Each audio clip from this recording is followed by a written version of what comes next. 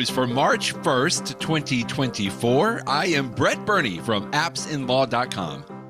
And this is Jeff Richardson from iPhone JD. Happy March, Brett. Wow, the year's coming along, huh? It's the 1st of March. I can't believe this. It's like, what? We're almost like a third of the way through the year. Well, maybe not quite, but March 1st already, March 1st. And boy, it's good to get back into the news, Jeff. And a little bit of a kind of an unfortunate news, I guess. Maybe just because we've been following this Apple car story for so long. And if I feel like now the last nail has been pounded into the coffin of it, is what I'm kind of gathering from your In the News post today, Jeff. Indeed. You know, it's so funny because we have been, quote unquote, talking about this for a decade. I know. Apple has not been talking about it for the decade. It's incredible that, Apple does not talk about products before they're released. So they've never said anything about the car product. And yet it's been like the biggest open secret for so long. Obviously, when you are hiring executives away from car manufacturers and stuff like that, why would somebody who knows how brakes work be a part of Apple? It's sort of obvious that they've been doing this stuff. And you say it's a sad story. I don't know. I can't decide. Part of it for me is that I have found it so hard to believe for the last decade that as smart as Apple is, being a car company is something different, Brett. I mean, it's like you need to have dealerships. You need to have, ways to fix cars. You need to come out with something that's somewhat reasonably priced. And it always seems like what they were doing was so futuristic that it would have been way too expensive that most people would not have been able to even afford it. I don't know. There's been, and I will admit that what Apple has done with the iPhone, when the iPhone first came out, famously, what was it, BlackBerry and stuff, they couldn't even believe it was possible, right? So Apple does come out with things that seem impossible at first. And so I can understand why they would have the moonshot of, wow, maybe we could come up with a really cool electric car. But at the same time, it just doesn't surprise me that they've decided this is just, it's not working for us, especially because I've always had trouble understanding for the, you got to assume that they were interested in autonomy and these self-driving cars, which of course Tesla and all the other ones are. On the highway, sure, great. But when it comes to the last mile, when it comes to the streets around my house that might have potholes and everything else, and all, not to mention the uncertainty of other drivers that are driven by humans and are prone to do things that make no sense. I don't know. It's a tough problem. And I mean, on the one hand, it would have been awesome if Apple had come out with a car because you got to assume it would have been a really cool car. But at the same time, I sort of think it's a good thing that Apple's energy is focused on the products that we know and other new products like the Apple Vision Pro. But how much of the attention of the higher ups in the company has been on the car for all these years and now can be returned to the iPod, the iPad, the iPhone, the AirPods, all the products that we know and love. I think it's probably a good thing, but it sure is going to be interesting. That at some point, 5-10 years from now, somebody will write the tell-all story of like what could have been, and we will all be a little wistful, I'm sure. Had it actually come to fruition, wouldn't it have been neat? So it's fascinating. I just love the way that you wrote about it today because you have the famous Steve Jobs quote. As I paraphrase it, it's like, doing good is knowing what to focus on, right? Which always typically means knowing when to say no to certain products, right? That could always be done. But it's funny because was it you that wrote this or maybe this New York Times story that you linked to? It's like, this is a very expensive no, right? Where Apple was like, they predict there was $3 billion or whatever crazy number it was. I can't find it right now that Apple has maybe put into this, invested into this over the last 10 years. But then they still said no to it. Yeah, it was an expensive attempt. But, the flip side is over the last decade, Apple has had the best financial quarters that it's ever had. And so apparently they had the money to spend on it. Other companies would not have had the money to really put into it, and Apple did. And one of the things is, what the Bloomberg and the New York Times article says is that although some of those 2,000 employees, the people that maybe specialize in things like, bumpers, maybe they're going to have to be laid off. But so many of the employees thinking of the car problem is really an applied version of artificial intelligence. And AI is such a huge topic for Apple that, the article suggests that many of those folks will transition to Apple in other AI jobs. Yeah. And who knows, Right. 3, 4, 5 years from now, that may pay off. Maybe we will see features in the iPhone in a few years that never would have been possible, had those employees been still working on the car. Sure. So hopefully we'll all come out to the benefit of users and Apple as a company. I'm going to double down on that thought, because I think I'm going to write this book one day about looking back on the Apple Car, because I've said this a couple of times, is when we've talked about CarPlay. I mean, I've always thought about that, and times changed. 10 years ago, building a car, right when Tesla was kind of just getting off the ground and kind of having this thought of like, can there be another car company? But now that Apple, I feel like, and I keep seeing these, we know Apple is actively working to enlarge the footprint of CarPlay in cars. Right. And I'm getting to the point, Jeff, where I think the quote, the Apple Car is going to take so much of this information that obviously Apple is stored somewhere into the Apple archives, and they can use that information so that now when I get into a car, it's just going to be a shell, and this is going to be my car, my Apple Car, because I'm going to plug in my phone, or it's going to connect automatically. And then all the settings that I want or prefer, even down to like how fast the car is going to go, whether it's the governor or, what kind of fuel economy. I'm not just talking about like the interface with the inside the car, because that's, to me, that they've already got that down and they're going to take over that more. But I feel like my phone is going to control so much of what's going to happen with the car, self-driving, whatever. It's like it's all going to be controlled by that. It's not going to be the actual mechanics of the car. Now, I could be completely wrong, obviously. It wouldn't be the first time. But, I'm not one that cares about how my car looks necessarily, right? Like, I don't buy a car because I want to look like, it's like a huge, tough truck on the road, that kind of a thing. And so for me, having just a shell and being able to plug in my phone, that's where the excitement is going to be. And I still believe that to me, without any inside knowledge whatsoever, to me that's where Apple's got to go. Like, I think that they got to know they can control Apple cars. It's just not going to be an actual vehicle with 4 wheels. They're going to be able to control any vehicle with 4 wheels, because we're going to be able to plug in the iPhone. Anyway, that's my prediction. I'll give you an optimistic 10 years thought from on now. that, Brett. Here's what I hope happens, because I agree with you. So many people love the Apple Car interface, to the point where they won't even consider buying a car that doesn't have it. And I won't get a Tesla. There's a Tesla and what is it, Rivian and GM announced that they're not going to have it. But so many people, don't buy those cars because they don't have it. It would have been a little awkward if Apple had sold a car called the Apple Car, which was, for example, a competitor to an Acura or a Mercedes or BMW. Exactly. And then at the same time, Apple is selling the software for the other cars. But now that Apple is not going to be in this business, it sort of takes away that conflict of interest. And so now they can just have the CarPlay interface that will work with everybody that wants to work with them.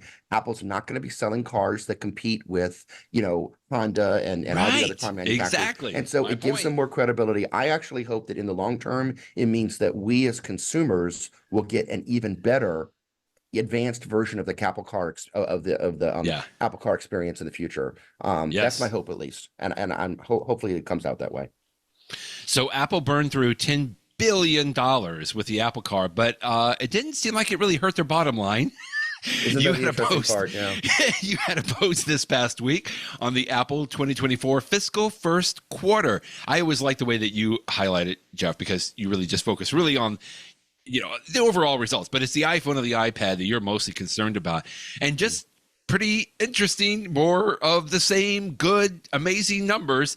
iPhone revenue was $69.7 billion. So the $10 billion, maybe that was more than just a quarter in the couch.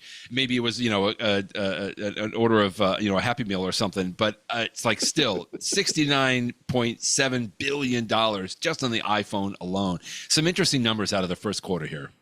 Yeah, I mean, I'll say only one thing about the financial part, because again, like you say, that's not the part I care about as much. But the fiscal first quarter, which is basically the holiday quarter, it's like October, November, December of the previous calendar year. That's always when Apple makes their most money, right? Because of all the holiday sales. Right. And, of course. So it's going to always be the Apple's highest quarter of the year. This year, it was the second highest quarter of all time. Last year was the highest. Wow. So they weren't quite as good as last time, as a year ago, but they were still pretty good. So Apple, don't worry, Brett. If you're concerned that Apple does enough money, you can go to sleep. very soundly because Apple is doing it's just okay. fine. Yeah. So that's all I'll say about the financials. But otherwise, it's always interesting when Apple talks with the analysts because they give little sneak Yeah. peeks about the iPhone and the iPad. But here's the one that jumped out at me the most. In all of these calls, the analysts always try to trick Apple into Sure. saying something Oh about yeah. what Apple is going to release in the future. And Apple never does it. You know, Tim Cook and They don't bite. Luca Maestri, who is the Apple CFO, they are very skilled at saying Apple does not announce future products. But then Right. again, every once in a while they break their own rule, and they did it this time. In this analyst call a few weeks ago, when people asked Tim Cook about AI, in fact, even before they asked questions during his opening speech, he said that Apple had some AI stuff that they were going to be announcing later on this year. You know, and he Oh. didn't say what it was, but he Okay. just says, you know, we have exciting stuff that's coming later this year. And I think that this was announced for a strategic reason. There are certain people in the media that are criticizing Apple Oh because yes. they are Yes. more secretive about what they're working on. And so they Yeah. haven't been announcing Yeah. their AI initiatives, unlike Google and everybody, I mean, every other company out there. So I think part of it was to let people know, don't worry, we are also working on AI. Yeah. But at the same time, they did tell us, I mean, now we know at some point this year, maybe it'll be the spring, maybe more likely it'll be this fall when the new iPhone comes out. Wouldn't that be Right. interesting if there's like a real big step forward? And that would be consistent with there have been rumors from people like Mark Gurman at Bloomberg, the same person who broke the story about the car earlier this week. You know, he says that iOS 18 will be one of the biggest step forwards ever, perhaps because of Ooh. AI. So, Okay. you know, wouldn't it be nice if Apple really has been working on AI? They will have something really cool to announce, maybe involving like a very improved version of Siri. And so it's sort of exciting to think that, you know, between now, you know, we started off today's podcast by saying here we are already in March. It won't be long before we're getting close to the end of the year, and we will have some substantial AI improvements in our products, at least announced, if not available. And that's really exciting. So for Apple to take the rare step of pre-announcing Yeah. something, That's even though good. it's vague, you know, there's something there that was done for a very specific reason. I've always scoffed at these headlines that I think are a little clickbaity of like, hey, you know, Apple has fallen behind because we hear everything about OpenAI, right? And then of course Microsoft has completely doubled down on this AI thing, right? Pulling it into Bing, put it into Copilot in Office. Copilot, yeah. Google has doubled down on like, hey, we're incorporating it into Bard, I think is what they call it, or now it's something different. Gemini now, but yeah. Yeah, Gemini. So it's like all the huge technology companies have like come out with these stories over the last year, right? Since Chat GPT has come out, like how are we doing AI, you know, even just in the little legal technology circles that we run in, Jeff. I mean, we've just been hearing it nonstop. And so many people have said, well, Apple is falling behind. They're not doing anything. And first of all, I think Apple was kind of doing some of this AI stuff before we even called it really AI, right? I mean, it's not like they don't know what's going on. They've been doing it. They just maybe haven't called it the same thing that, you know, a lot of us have been thinking about with the large language models, even though they've already been doing that. That's really what Siri is, in essence. It's a large language model. That's why we've always talked about the idea when you do dictation, for example, on the phone, you got to know it's going to the iCloud servers, right? So that's part of what they have been building all of these years on that. And then the second thing I remember, it was several weeks ago, Jeff, I think it was a video in Wall Street Journal or New York Times, I can't remember now. They were interviewing two of the Apple executives. One was John something, and I can't remember. Anyway, they asked this question. It was a lady that was the reporter. She asked the question, like, "Are you guys, you know, people in the media that say that Apple has fallen behind?" And I remember the executives just looked at each other and then turned right back to the reporter and said, "We're not concerned." Yeah, no, it was that just the such a lovely. Wall Street Journal. Okay, yeah, you know what I'm talking about. It was such a lovely, like, you know, a mark of like, we're not worried. Like, I know they knew then that they're already working on this. Exactly. And so all that to underscore your comments, Jeff, that I love that, you know, obviously this is completely strategized with Tim Cook coming out and saying this to be like, yeah, you know what, guys, just relax. I mean, we've already been working on it, and man, it's going to be exciting to see what's going to happen this year for sure. Good stuff. By the way, you also mentioned the iPad revenue was down this year. It was only $7 billion, down 25% from 1 year ago at the all-time record of $9.4 billion. But what are it's still $7 billion without any brand new iPads in 2023. Right. I was surprised it was that high, I know. That's the whole thing I'm looking at, because I know people have been down on this and like, oh my goodness, it's 25%, it's gone down. And I'm like, okay, but those are products that are over a year old. Like there's nothing new in 2023. That's pretty amazing. On there. So anyway, just wanted to point that out. Yeah, I will tell you though, I mean, this past Christmas, Brett, I had people coming to me saying that, I want to get an iPad for my wife or my husband or my son. Right. And what should I get? And part of me wanted to say, well, first of all, let me just tell you that every model available for Christmas 2023 was also available for Christmas 2022, which seems a little bizarre. And yet at the same time, they were fantastic iPads. So like, just because it wasn't the quote unquote new thing, it was still a really good device. And there were actually some deals to be had. So it made sense to get a new iPad. Yeah. But again, I will also mention, now that we're here in March, the rumor is that there's going to be new iPads announced perhaps as soon as this month. So it would not surprise me if in a few weeks we're talking about new iPads. Apple's not resting on anything. They're putting out new apps. I missed this because I've been out of it for the last couple of weeks, Jeff. Apple has a new sports app for the iPhone, and it's all about the scores. Indeed. The app is called Apple Sports. Although if you're in England, I don't think I've even got called it yet. Apple Sport. You have to download it. And all it does, I mean, it's almost like a weather app, in that the weather app just shows you the weather. It's a weather app for sports. It's focused on showing you the scores as fast as possible. And the reason that Apple came out with this, according to people like Apple executive Eddie Q, is there have been a number of third-party apps that will show you sports scores from the big players like ESPN and some smaller players. But so many of the apps are so full of ads and cruft, and they want you to watch a video. Yes, and everything else, that's right. That if your goal is just to get to the sports scores, that's all it's not very fast. And so that's what this new app is. It gets you quickly to the sports scores. Now, having said that, Apple did not call this app Apple Scores. They called it Apple Sports, which makes me think that maybe they've got bigger things in play. We all know that Apple has they have large ambitions in this field. Apple now has all of Major League Soccer. They have all sorts of other stuff that they're showing on Apple TV Plus, baseball. I think, Apple was in the running to get the NFL. They did not get those rights for Apple TV Plus. Right. But, clearly Apple sees sports as a focus of the company in the future. And so having a really good app for getting the latest scores for all of your teams is a good start. And this is still the 1.0 version of the app. There's still some things that are missing. The first thing that I hear people say about this app was, hey, it doesn't have any of the NFL scores. And I'm like, well, yeah, that's because the NFL season is over. So of course it doesn't have it. But wait till this fall. They're going to be there this fall. So but yeah, it looks like a nice clean app. And so now you have a great place to turn when you want to find out. I'm so excited about this. I'm not the biggest sports guy person. But I keep the ESPN app on my phone for exactly just this, Jeff. I just want to be able to be at the water cooler the next day to say, hey, did you see that Browns game? Wow, the score was correct, or whatever, the Cowboys. But I only use the ESPN app to see the scores. And nothing against the ESPN app. It's great. But if I want to see the score, I typically have to tap 2 or 3 times. I have to watch like several ads that pop up and brush them away. And I don't want the story. I just want the score. And if that's what this does, that's pretty cool. I noticed, I just downloaded it, by the way, live on the air. Very, very quick download.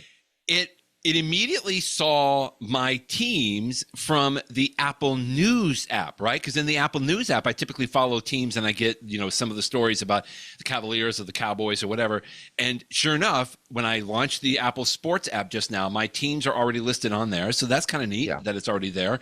And then you can follow the leagues, just like you said. Oh, I love this. Just nice and simple. Very cool.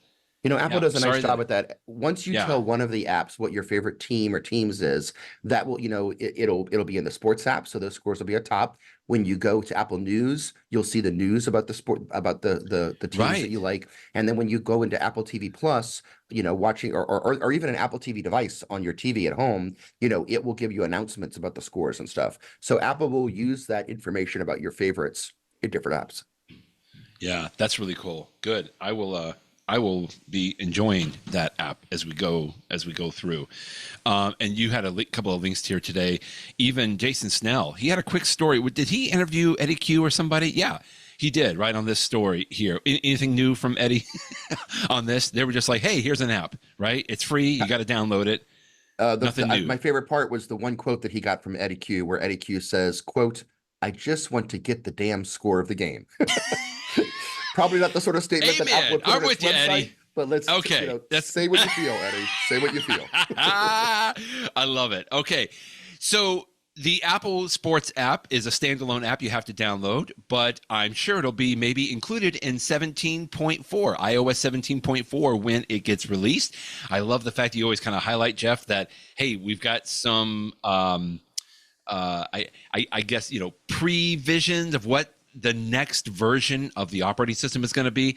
When does you have to tell me when this gets released, but this right now is just a release candidate. It's just beta. Nobody has to download anything, but 17.4 is going to come with a couple of neat features, including quantum messaging. I just like to say that. I think it really sounds It is interesting. nice to say that. Yes, indeed. Yeah. When will 17.4 come out?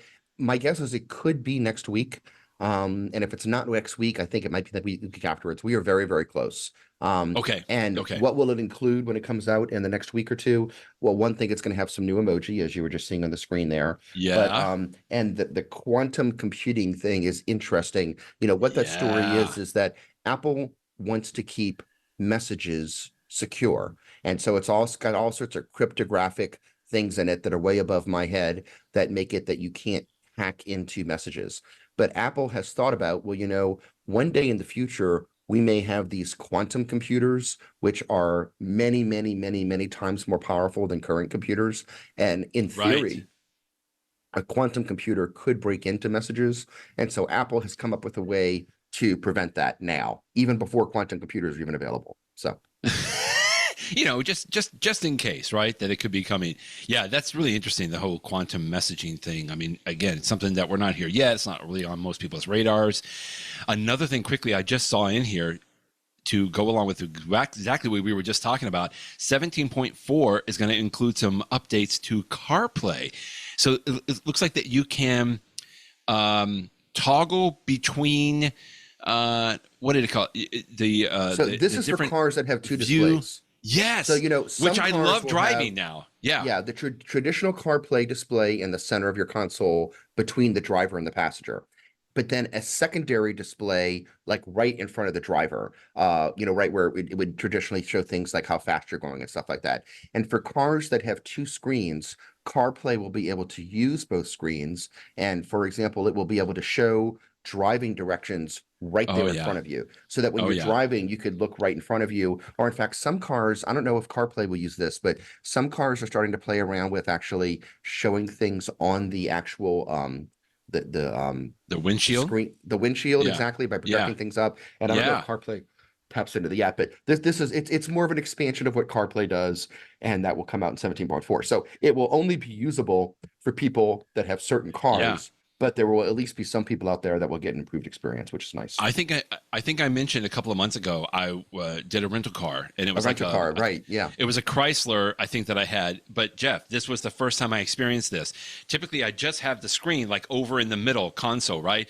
But also there was an entire screen where typically the speedometer, the odometer, and everything is in front of me behind the steering wheel, and I was able to use both of those screens. That's the kind of experience that I'm talking about. Cool. And I was able to customize customized it exactly to where I had the map showing on my behind the steering wheel, and then in the very bottom, you can see on this little screenshot here, it will show you like your speed, right, and maybe just some other information that you need. But you can customize all of that so that you just get the information that you want to see, while still I can use the other screen. I had something else going on with the other screen. I think I was playing music, and I had a couple of other things that were on there. And just the fact that I can customize that across everything that I'm doing is really neat. I like that. Yeah, that sounds cool. Whatever. I don't know when I'm going to get my next car, but I hope it has something like that, because that sounds really cool.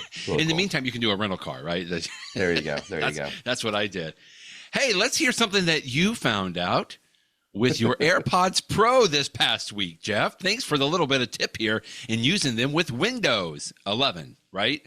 Yeah, Windows 11 has been out for a while, but many companies will wait, many months and years before they upgrade, just because you have to have all of your software compatible. And so at the law firm that I work for, we are finally in the transition over to Windows 11. And, nice. Anytime that you have a major upgrade, whether it's a Mac upgrade or a Windows upgrade, there's always going to be those growing pains of certain preferences that you had are gone, and you got to reset them. And, things that used to work one way are going to work a different way. And some things are improvements, and some things sometimes feel like they're step backs. But when I was just going through the simple process of pairing my AirPods Pro with my computer, it just would not connect. I mean, I kept looking for them. They were in the pairing mode. They would just not show up. And, there's that old maxim that, what is it called?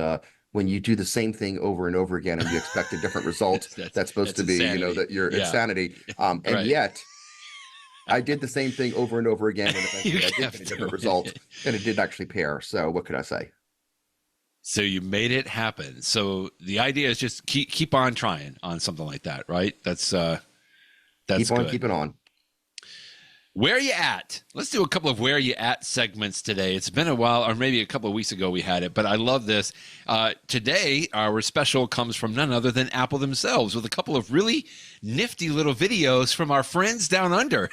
These are both Australia focused. I love this. But one was really nice about a young lady that had an Apple Watch, kept giving her some of the notifications. She finally went to the doctor and was able to take care of a potentially life-threatening, I think it was a heart blockage, right, that she had there. And the other one was from a bicyclist, which is my favorite because it involves a kangaroo and tire tracks, possibly on the kangaroo. But I thought these were really neat that Apple released these. Yeah, oftentimes we see stories in the news, often like a local news segment, about somebody whose life has been saved with an Apple Watch. These are nice because Apple actually tracked down the people, interviewed them, did a very slick, polished video and stuff like that. But, they do, what they're obviously there's a marketing aspect here. We all know that. But at the same time, there is a person in Australia who was told that her heart rate was really low, and it turned out that she had a blockage, and thank goodness she got help. And likewise, this poor guy that ran into a kangaroo in the middle of nowhere, thank goodness his Apple Watch could alert people to where he was so he could get help. So it just shows that an Apple Watch can really be helpful. Okay, well, let's go 3 for 3. We've got yet another story. 73-year-old New Jersey man credits Apple Watch for saving his life. Yeah, this is not one that Apple made a slick commercial about. This is the more traditional thing where it's the local news station talking about it. But it's another good example. This one I thought was sort of endearing because this guy who, like you just said, is in his 70s. He says the reason he got the Apple Watch because he wanted to be cool. He's I think that they're hip and that they're in style. And yet, just like the woman down in Australia, he was sleeping and he got an alert. I think it was also that his heart rate was too low. Yeah, and so very sure low. enough, they got rushed to the hospital and they're like, well, thank God you came here because it could have been really bad. So it's yet another example. You don't have to be down in Australia. Even up in New Jersey, you can get the benefits of having your life saved by an Apple Watch. I think Apple should make a video about that. They can say something like, get an Apple Watch because it looks cool, but then it can also save your life. Yeah, right. Yeah. I mean, that would sound good. I like that. All right, we can't not go through in the news podcast, Jeff, without mentioning, of course, the Apple Vision Pro. We've done good. We haven't mentioned it, I don't think, even once. I know, this whole time. But a couple of stories real quick here at the end. I love this little story that you linked to. Apple Vision environments cinema environments that we'd like to see. Now, I don't really have the concept of this too much because I haven't actually tried on a Vision Pro yet, but I've seen some stories from David Sparks and from you talking about that there are some cinematic type environments, right? You can go sit like in the Rockies or something like that when you have the Vision Pro on. But I love this. Thank you, Mike. Was it Worthelel that mentions, hey, there's a few other places that you could put in here, Apple, including the Steve Jobs Theater, and of course, my favorite, two of my favorite, the Bridge of the Enterprise, along with the Muppet Theater. I mean, that would just really be cool. That would be worth getting the Apple Vision Pro just to be able to sit in the Muppet Theater.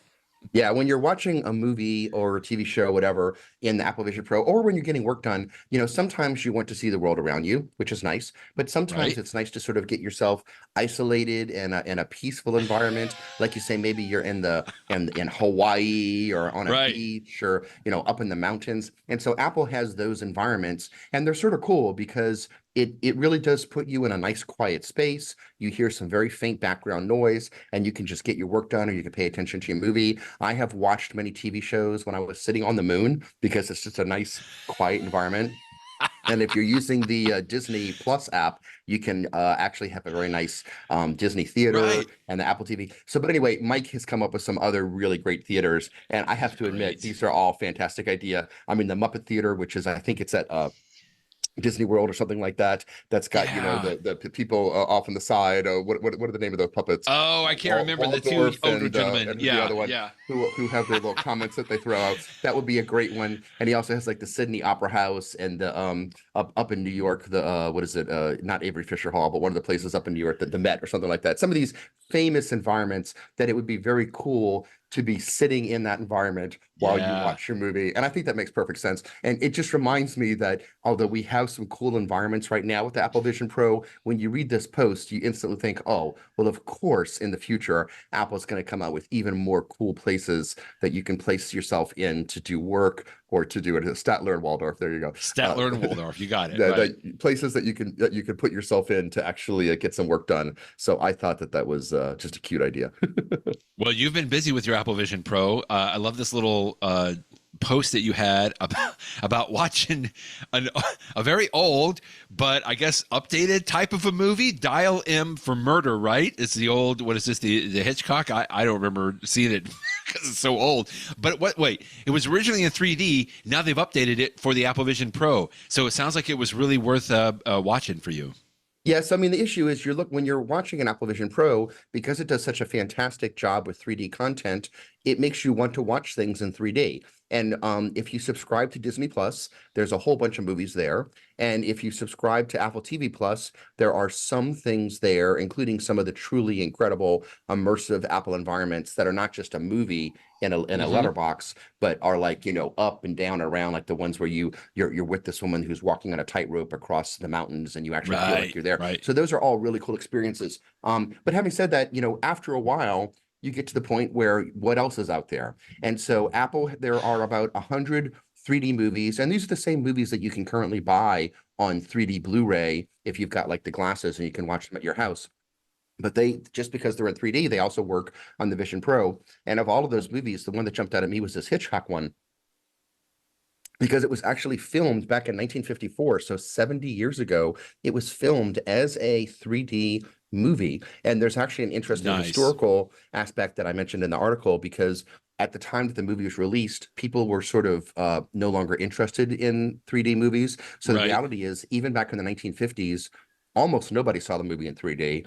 And then it was briefly brought back to a few movie theaters in the 1980s when it was remastered. Oh, okay. But I mean, a very tiny percentage of humanity has ever seen this movie in 3D. And yet now on the Apple Vision Pro, you can watch it like better than Hitchcock would have ever thought about it being watched. Okay, that's cool. It's restored. And so it was interesting to see a movie that was both an old movie, and you can definitely tell that it's an old movie, not just from the dialogue, but also the way it was shot. And yet because it's 3D, it felt fresh. It felt new. It felt really interesting. So it was really cool. And, as I mentioned in the article, you can't rent it to see the 3D version. You have to actually buy it. So you spend $10. I mean, I don't want to be spending $10 every time I watch a little 2-hour movie, but, from time to time, it might be fun. And I enjoyed this one a lot more than I thought I would. But my, so that, Number one, it's a cool movie. It's worth watching if you have an interest in like a mystery genre. It's a great movie in any format, but it's also good in Right. 3D. But then secondarily, we've now had the Apple Vision Pro for about a month now, and I find myself wanting more really good 3D content. Yeah. And you just brought up this article from Chance Miller Right. over at 95 Mac, and he was talking about how Apple apparently took some of the playoffs of Major League Soccer from last year and is going to be coming out with sort of like a movie, just sort of the Oh, best of moments, but it's going to all be in 8K 3D with, wow. cameras that are right above the goal, or some of these incredible positions that you could, Okay. even if you had the best ticket in the house, you still wouldn't have this view. Right. And Right.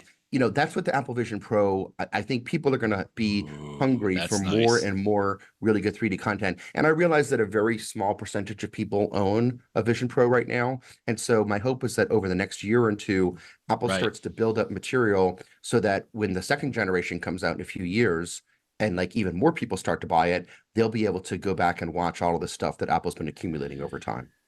Love it. That's good. 8K. Like I can't even fathom, but I remember, 10 years ago, I couldn't even fathom 4K, for crying out loud. Like it's just going to keep Exactly. on going. Maybe in 10 years we'll have, 64K. Who knows? It'll be where it goes. In the know, you mentioned In the the know. AirPods Pro, and it just got me to thinking about how I rarely ever go into my Apple settings to like do any changes or anything on my AirPods Pro. I'm constantly now, when I put my AirPods Pro on, because I just did some travel and I love having them, but I do like to go between transparency mode to adaptive audio mode into noise cancellation. And sometimes I'll do that by, clicking and holding the stem of my AirPods Pro, because that works out fine. And other times I will do it by unlocking my phone, going into the control center, and then tapping and holding on the little volume slider there, right? Because Right. if you do that, you can get into the different modes. I kind of wish there was an easier way to do it. I need to research on this a little bit, because I would love to be able to, have less taps to be able to make those changes, even though I know, because sometimes it's just not convenient to kind of hold the stem. Anyway, the other thing I thought about was checking on my AirPods firmware version. So we've talked about this before, because throughout the time we've done our podcast, Jeff, Apple will release some minor updates to the AirPods, to the firmware. Sometimes if there's a little improvement, or just to make sure that it connects better, whatever the case has been. And so it'll update that. The thing is that there is no way to like force the update. Like we've told people in the past, I remember, like, hey, there's an AirPods firmware update, and you don't have to do anything. Just be patient, and eventually at some point, the next time that your AirPods connect to your phone, the firmware will update on your AirPods Pro, and good luck. It'll happen when it happens, and you don't have to worry about it. I just wanted to point out that you can go, even when you don't have your AirPods connected to your phone, or your iPad even, you can go into the settings, go into Bluetooth, and you can see it listed there. So I'm in my settings now, and I can see my AirPods Pro. I'm not connected to my phone right now, but there's a little eye in a circle next to it. And if you tap on that, you can go into this little screen where it'll just give you some basic information about the AirPods Pro, the model name, the model number, your serial number, and it will show you the firmware version on there. And if you can tap into there, and you can see it even has a firmware version for the AirPods themselves, as well as the firmware for the actual case of your Look at AirPods that. Pro. Yeah. So what Now you numbers do can't you have right now, Brett? Do you I see yours? have 6B34. Same here. 6 Okay. Bravo 34. So, well, that's why I wanted to point out this page, and I'll link to it, because you can go here, and if you wanted to ensure that you had the latest firmware versions, apparently this is where Apple keeps them, is on this little Oh, support okay. page here, and it'll tell you what the latest firmware version is, because really that's the only way, at least that I know of, Jeff, that you can recognize whether or not that you have the latest version. Now, again, most of the time you're going to, especially if you use them on a regular basis, right? Just like we said, the firmware will automatically update in here. And then, of course, it has the listing of the release notes of all of the updates. In true Apple fashion, I think the vast majority of the release notes are simply bug fixes and other improvements. and that's Yeah. it. So it doesn't like give you a lot of information on here. There's a few of them that have a little bit more information on there. But anyway, I'll link to this page in the show notes so that everybody has it. It's just a neat way to know this is where you can go and check the firmware updates.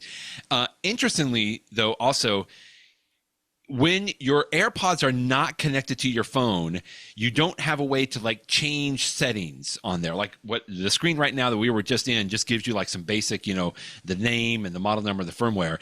If you wanted to like change the name of your AirPods, or you wanted to change some of the settings about how it works or what the click does, that kind of a thing, you have to actually be connected. The AirPods have to be connected to the phone. And then there's a whole different screen and a lot of other information that you can do in there. But if you just wanted to check the firmware version, this is a quick way to do it. And it just made me think about that when you were talking about the AirPods today. So that's my tip for the day. That's a great tip. And I know you said you're going to include the link, but please do put the link in the show notes, because I want to bookmark it, because I oftentimes wonder, do I have the latest version? And so it's nice just to have a specific place you can go to say, here's the latest version for whatever model you have. So that's very cool. Although, like you say, there's not much you can do about it if you don't, except wait. Except wait. Now, and also, by the way, I've been really focusing on the iPhone and the iPad, but the instructions here also make sure that you can, if you have a Mac, you can also check it on the Mac. Because I'm constantly switching my AirPods between my phone, my iPad, and my Mac. And I love the fact that I can do that. It's gotten much better than it used to be. Still not the greatest, but much, much better, and I'll take it. But anyway, you can check it on your iPhone, your iPad, and your Mac. Yeah, and just to confirm what you said about connecting to other things, as you and I are talking right now, my AirPods are connected to my Windows computer. Yes. Not the volume. I'm speaking through a separate microphone, but I'm hearing you through my ears. But even though my AirPods are connected to my Windows computer, I was able to use my iPhone to check the version number. So you're right. Excellent. Yep. Same. So great. Good. Okay. So my tip is, you and I talked earlier about the Apple Sports app. One of the things that I have mixed emotions about is when you go to look at any particular game in the sports app, in addition to telling you the current score, it will also tell you the sport betting odds, which is interesting in a way because it shows you who is favored to win and lose the game, which is sometimes interesting to know. But to tell you the truth, I actually find that, I don't really do sports betting. And if I was going to be interested in sports betting, I would want to get all my betting odds through my betting app, not through a score app. And so I actually think it's a little bit of a distraction to have that in the app. And so I recommend, and my tip of the day is, turn it off. And here's the way that you do it. You might look in the Apple Sports app itself. You're not going to find it there. You need to go into the iPhone's regular settings app. And then in the settings app, you know how you scroll down and they have different apps. So you go down to the very bottom of settings app where they have, what's interesting that the sports app, even though it comes from Apple, it doesn't appear up top with camera and other built-in apps, but it's at the very, very bottom where you have the big list of every single app installed on your iPhone. So go down to the sports app. And then once you're there it is. Hide betting odds. You'll see an option to turn it off, and I think it removes some of the cruft. You really don't need it in there. One of the things that's interesting is it actually tells you there that the sports scores in the Apple Sports app are provided by a company called DraftKings, which is one of the betting apps. And to a certain degree, that makes sense to me, because if I am a company that does betting, you're darn well right that I want to have the latest and greatest scores, right? Timeliness is important. And so it would make sense that if Apple is looking for the best source of really up-to-date sports scores, a betting company is a pretty good source of that.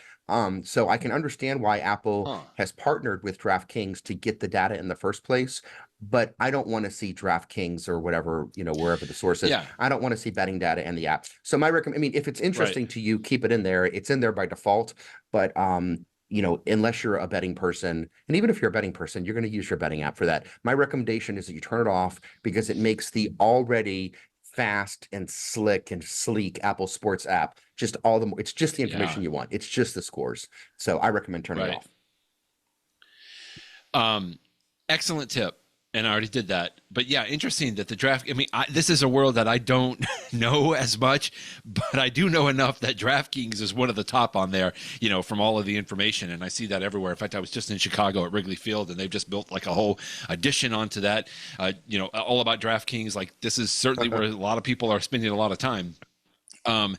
But yeah, I don't need that. And it does take it out. quickly, I'm just looking through this app. You mentioned the NFL. It they don't have the NFL on here. I mean, I know they're No, not they in the don't. season, right? Right, but they don't even have it Interesting. listed. It would be, part No. of me wanted to go in there because, I live in New Orleans and I'm a big fan of the New Orleans Saints. It would have been interesting to me to go in there and even just to see last season's scores and statistics and Right. stuff like That's what. that, but they Right. don't have it at all. But, it sort of makes sense that, Huh. they were trying to get this app out quickly. So let's just get it out now with the things that Okay. really matter Okay. to So Apple, it can still like happen. soccer. So it could still happen. I am positive by this fall. I mean, how could this app not have the NFL scores in it? Of course, it's going to be there. That's just what But I'm thinking. Right. and maybe when that's added this fall, they'll have other new features in the app as well. We'll see. Interesting. I like it, and I think I even saw it. First of all, it's already number 3 in the sports category in the App Store, and I think the 3 reviews that they highlight down here at the bottom is great start, good start, good start. So I think everybody else It's is a under the 1.0 same. product. Yeah, It's a exactly. 1.0, but it just really interesting that Apple is getting into this. We've talked many times about their push into the sports field, and this will be interesting to kind of watch and see where they I go agree. with that. Very good stuff. Thanks for talking again, Jeff. This is it's fun to be back, and we'll talk with you next week. Sounds good. Thanks, Brett. Bye bye, everybody.